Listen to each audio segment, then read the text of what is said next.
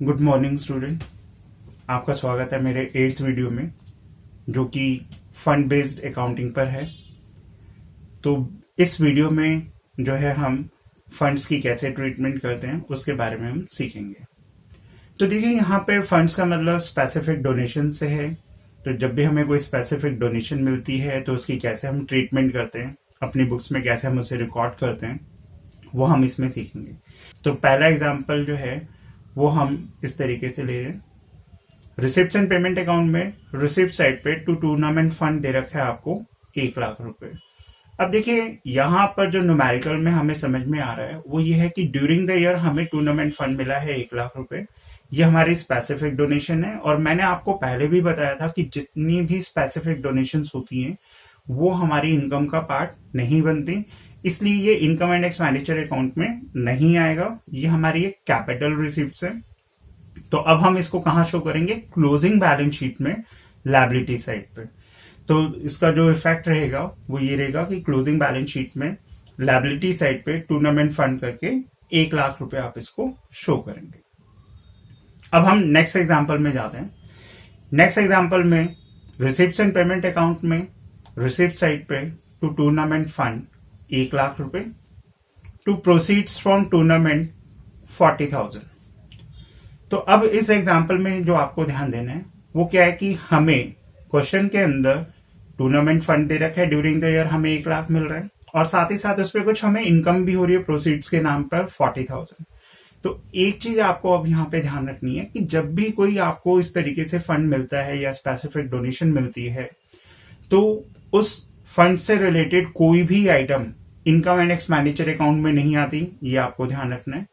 यहां पर जो टूर्नामेंट फंड मिल रहा है उसको हम एक गुल्लक की तरह मान के चलेंगे। तो जो भी अमाउंट अर्निंग का हमारा आएगा हम उसी गुल्लक के अंदर डालेंगे और अगर बाय चांस कोई खर्चा करते हैं हम तो उसी गुल्लक में से निकाल कर देना पड़ेगा। तो यहां पर अभी सिर्फ हमें इनकम हो रही है तो इसकी ट्रीटमेंट हम इस तरीके से करेंगे।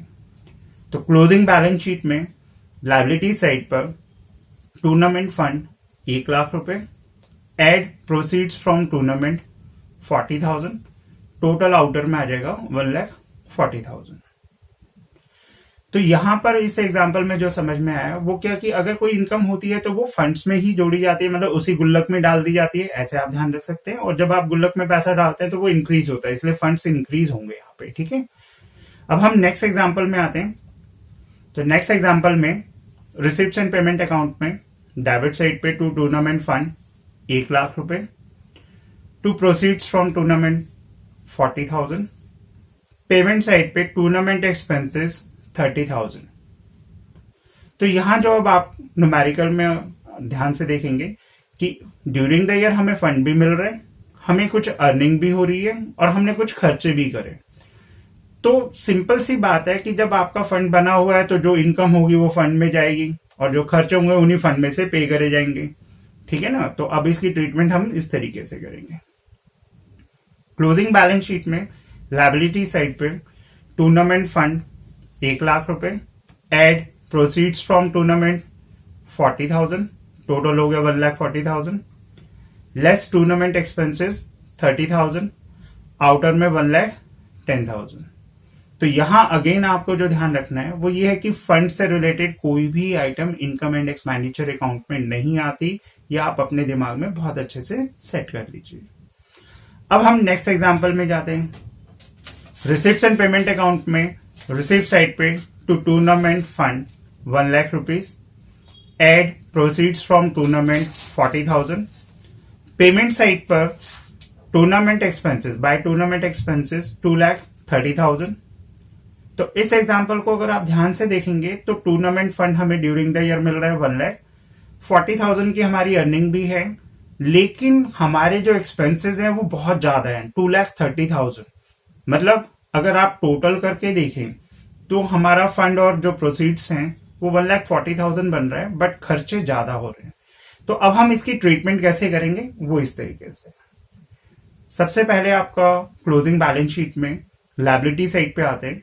Tournament fund 1,00,000, add proceeds from tournament 40,000, total हो गया 1,40,000। अब बात ये आती है कि खर्चे तो 2,30,000 के हैं, बट फंड हमारे पास कितने का है?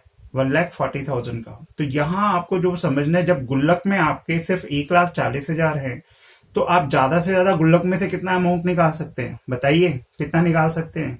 अरे भैया 1,40,000, बिल्कुल ठीक। तो इसलिए यहां पर जो अब आप लेस करेंगे टूर्नामेंट एक्सपेंसेस, तो वो आपके 1,40,000 होंगे। अब इसके बाद जो मेन पॉइंट है वो ये है कि 1,40,000 तो हमने गुल्लक में से दे दिए, लेकिन अभी भी कितना अमाउंट देना बाकी है? 90,000, 90,000, क्योंकि 2,30,000 के एक्सपेंसेस हैं, बट फंड हमारे पास 1,40,000 का ही था। तो ये जो 90,000 जो हम ज्यादा देना पड़ रहा है फंड खत्म होने के बाद, तो वो फिर ऑर्डिनरी एक्सपेंस माने जाते हैं और फिर उसको इनकम एंड एक्सपेंडिचर अकाउंट में एक्सपेंडिचर साइड पे शो किया जाता है। तो इसलिए अब जो नेक्स्ट है वो आपका इनकम एंड एक्सपेंडिचर अकाउंट में आएंगे। एक्सपेंडिचर साइड पे डेबिट साइड पे लिखेंगे टू टूर्नामेंट एक्सपेंसेस 90,000। तो इस तरीके से इस एग्जाम्पल में जो आपको मेन ध्यान रखना है वो क्या है कि जब भी आपके खर्चे इतने ज्यादा हो जाए कि फंड्स भी खत्म हो जाए, तब भी आपके खर्चे हो रहे हैं, तो जो भी एक्सेस अमाउंट होगा खर्चों का वो एक्सपेंडिचर साइड पर आपको शो करना है। अब इसके बाद नेक्स्ट एग्जांपल में आने से पहले हम थोड़ा सा समझ लेते हैं। अब देखिए कई बार क्या होता है, फंड्स हमारे पास होते हैं, ऑर्गेनाइजेशन के पास होते हैं, तो ऑर्गेनाइजेशन क्या करती है कि उन फंड्स को कहीं ना कहीं इन्वेस्ट कर देती है, मतलब वो इन्वेस्टमेंट्स खरीद लेती है। अब इन्वेस्टमेंट्स के कई नाम भी दे सकता है वो, जैसे गवर्नमेंट सिक्योरिटीज कह सकता है, डिफेंस बॉन्ड्स कह सकता है, नेशनल सेविंग सर्टिफिकेट कह सकता है। तो कहने का मतलब है कि जब आपके पास फंड्स पड़े होते हैं तो आप उसको इन्वेस्ट कर सकते हैं, दूसरी कंपनियों में इन्वेस्टमेंट्स खरीद सकते हैं। इन्वेस्टमेंट्स खरीदने का मेन पर्पस जो होता है वो यही होता है कि उस पर कुछ ना कुछ इंटरेस्ट के तौर पर अर्निंग होनी शुरू हो जाती है। अब मेन जो यहाँ पर पॉइंट है वो ये है कि जब कोई इन्वेस्टमेंट फंड्स के अमाउंट से खरीदी जाती है, मतलब जैसे अब हम इसी एग्जांपल में देखेंगे कि टूर्नामेंट फंड से हम इन्वेस्टमेंट खरीद रहे हैं, तो उसे खाली इन्वेस्टमेंट नहीं कहा जाता, उसको हम फिर उस फंड के नाम से पहचानते हैं, मतलब उसको हम टूर्नामेंट फंड इन्वेस्टमेंट्स कहेंगे। तो अब जो हमारा एग्जांपल है वो नेक्स्ट ये है। तो रिसिप्ट्स एंड पेमेंट अकाउंट में डेबिट साइड पे टू टूर्नामेंट फंड 1,00,000 रुपए, to proceeds from tournament 40,000। Payment side पे आएंगे by tournament expenses 30,000, by tournament fund investments 60,000। तो अब इस एग्जाम्पल को देखने से जो क्लियर हो रहा है वो आपको पहले ये समझना है कि ड्यूरिंग द ईयर हमें फंड मिल रहा है 1,00,000 का, हमें 40,000 की प्रोसीड्स भी हो रही है, इनकम भी हो रही है, वहीं पे खर्चे भी हैं 30,000 के जो पेमेंट साइड पे, लेकिन टूर्नामेंट फंड इन्वेस्टमेंट दे रखा है 60,000। तो इसका क्या मतलब है कि हमने ड्यूरिंग द ईयर नई इन्वेस्टमेंट्स खरीदी हैं जो कि फंड के पैसों से खरीदी गई है। इससे आपको ये क्लियर होना चाहिए कि ये इन्वेस्टमेंट जो है ये फंड से ही खरीदी गई है 60,000 की। तो अब हम इसकी ट्रीटमेंट कैसे करेंगे वो इस तरीके से। क्लोजिंग बैलेंस शीट में आएंगे, लायबिलिटी साइड पे टूर्नामेंट फंड 1,00,000 रुपए, add proceeds from tournament 40,000, total 1,40,000, less tournament expenses 30,000, outer में आ जाएगा 1,10,000, और ड्यूरिंग द ईयर जो हमने टूर्नामेंट फंड इन्वेस्टमेंट खरीदी थी वो आपकी एसेट साइड पर आएगी। तो एसेट साइड पे लिखेंगे टूर्नामेंट फंड इन्वेस्टमेंट्स 60,000। तो इस तरीके से इस एग्जाम्पल में ये सॉल्यूशन आपका बनेगा। अब नेक्स्ट एग्जाम्पल में हम जाने से पहले एक पॉइंट और क्लियर करते हैं कि जब भी हम टूर्नामेंट फंड से कोई इन्वेस्टमेंट्स खरीदते हैं तो उस इन्वेस्टमेंट पे जो भी आपकी अर्निंग होगी इंटरेस्ट की फॉर्म में वो फंड में ही ट्रांसफर करी जाएगी, क्योंकि फंड के पैसे से इन्वेस्टमेंट खरीदी है, इन्वेस्टमेंट पे जो अर्निंग होगी वो फंड में ही ट्रांसफर होगी, मतलब उसी गुल्लक में डालना है। तो नेक्स्ट एग्जाम्पल में अब हम इंटरेस्ट की भी बात करते हैं। तो एग्जाम्पल है वो इस तरीके से। तो इस एग्जाम्पल में रिसिप्ट्स एंड पेमेंट अकाउंट में रिसिप्ट साइड पे आपका पहली आइटम है टू टूर्नामेंट फंड 1,00,000 रुपए, to proceeds from tournament 40,000, to interest on tournament fund investments 5,000। Payment side पे आएंगे by tournament expenses 30,000, by tournament fund investments 60,000। तो देखिए इस एग्जाम्पल में अगर आप थोड़ा सा ध्यान दें तो जो हमारी रिसिप्ट साइड है उसमें आपको वो क्लियरली बता रहा है कि ड्यूरिंग द ईयर हमें टूर्नामेंट फंड मिला 1 लाख का और प्रोसीड्स भी हुई है हमारी 40,000 की।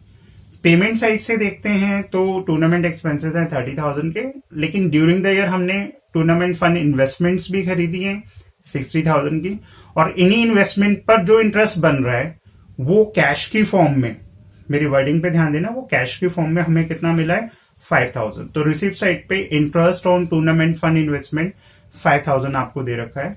तो अब हम इसकी ट्रीटमेंट किस तरीके से करेंगे? तो सबसे पहले क्लोजिंग बैलेंस शीट में लायबिलिटी साइड पर आएंगे, टूर्नामेंट फंड लिखेंगे 1 लाख रुपए, एड प्रोसीड्स फ्रॉम टूर्नामेंट 40,000, और क्योंकि अब हमें टूर्नामेंट फंड इन्वेस्टमेंट पर इंटरेस्ट मिला है तो वो भी हमारा टूर्नामेंट फंड में ही जुड़ेगा, मतलब उसे भी हम गुल्लक में ही डालेंगे। तो add interest on tournament fund investments 5,000, total हो गया आपका 1,45,000, लेस टूर्नामेंट एक्सपेंसेस 30,000, तो आउटर में आपका आ जाएगा 1,15,000। असेट साइड पे आएंगे, टूर्नामेंट फंड इन्वेस्टमेंट्स 60,000, 60,000 से उसको हम शो करेंगे। तो ये जो है आपका एग्जाम्पल का ट्रीटमेंट जो है वो इस तरीके से होना था। अब हम नेक्स्ट एग्जाम्पल में जाते हैं, लेकिन नेक्स्ट एग्जाम्पल को मैं पहले से ही आपको थोड़ा सा हिंट दे रहा हूं कि टोटल हमारा जो interest on tournament fund investment है वो 5,000 ही रहेगा, लेकिन अब हम यहाँ पर ये मान के चल रहे हैं कि ड्यूरिंग द ईयर 3,000 तो हमें कैश में मिल चुका है वो इंटरेस्ट, और 2,000 मिलना बाकी है। तो अब यहां पर जो 2,000 मिलना बाकी है वो हमारा एडिशनल इंफॉर्मेशन में दिया होगा। तो जो नेक्स्ट एग्जांपल है वो अब हमारा इस तरीके से होगा। तो रिसिप्ट एंड पेमेंट अकाउंट में रिसिप्ट साइड पे to tournament fund 1 lakh, to proceeds from tournament 40,000, to interest on tournament fund investments 3,000।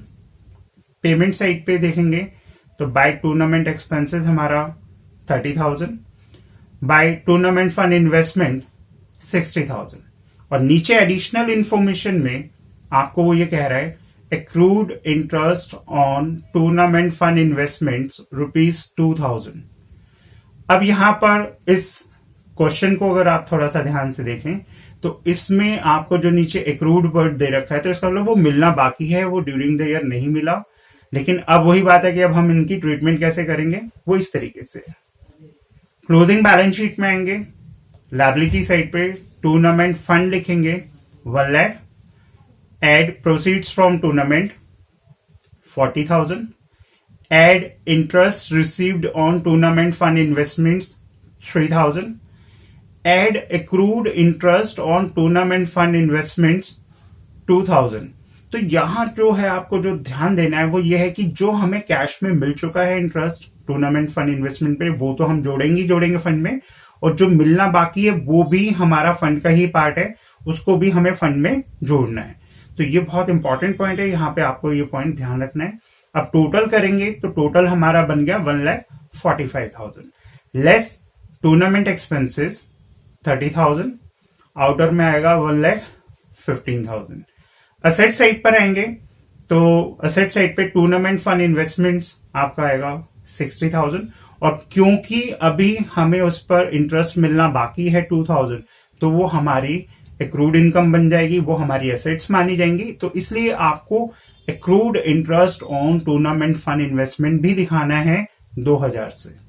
तो यहां अब आपको जो मेन इंपॉर्टेंट पॉइंट ध्यान रखना है वो क्या है कि अगर आपका कोई एक्रूड इनकम बनती है टूर्नामेंट फंड इन्वेस्टमेंट पे एक्रूड इंटरेस्ट है जैसे, तो वो आपका फंड में भी जुड़ेगा और वो आपका असेट साइड पर भी शो करा जाएगा। तो उम्मीद करता हूं कि ये जो फंड बेस्ड अकाउंटिंग है वो आपको क्लियर हो गई होगी।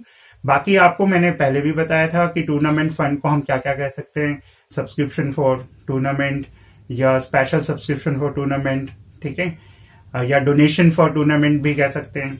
तो आपको यहाँ पर जो है खास तौर से जो ध्यान रखना है कि जब भी कोई फंड मिल जाता है तो उस फंड से रिलेटेड आइटम उस फंड में ही एडजस्ट की जाती हैं, और इस तरीके से आपकी ये कंप्लीट होती है ट्रीटमेंट। तो इस वीडियो में आज इतना ही। अगली वीडियो तक के लिए बाय बाय।